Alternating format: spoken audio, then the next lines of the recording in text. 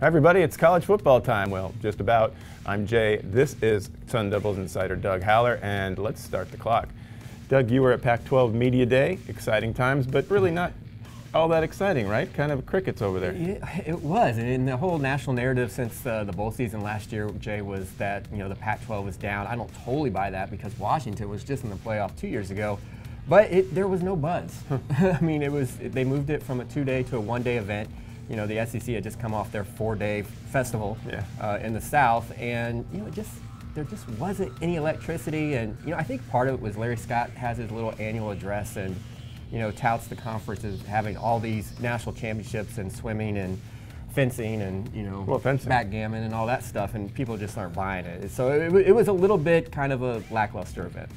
And to that point, I think Herm Edwards maybe was the big story over there. Tell me a little bit about the reception that he received. Well, we had just written that 4-part series on Herm Edwards, and I did not go into that day thinking like, okay, I'm going to write again about Herm Edwards, but he was one of the main stories. I mean, probably the top story was Chip Kelly.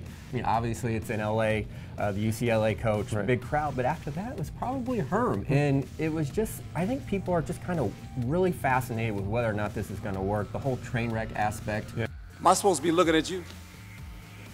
Am I looking at you, cameraman? Who am I looking at? They got all these cameras. I don't know who to look at.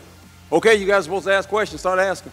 Yeah. People love to watch that stuff, and plus he's such an kind of energetic, passionate guy. So I mean, he drew a crowd yesterday. He definitely puts himself out there, and no one else really believes it. The Sun Devils have been picked 6th now by the Pac-12 media types.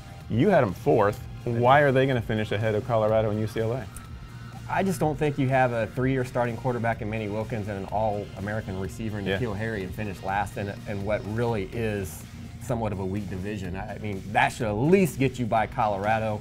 UCLA, Chip Kelly has, I think, some work to do to get that roster the way he wants it, but people 6th right now. That's enough of a reason to follow ASU football, and especially the coverage provided by Doug Haller. In fact, for Doug, I'm Jay, and that's all the time we have. Have a great day.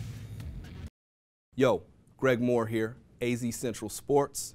We're independent and we give you blanket coverage of every team in the Valley. Get the news how you want it, when you want it. Subscribe today.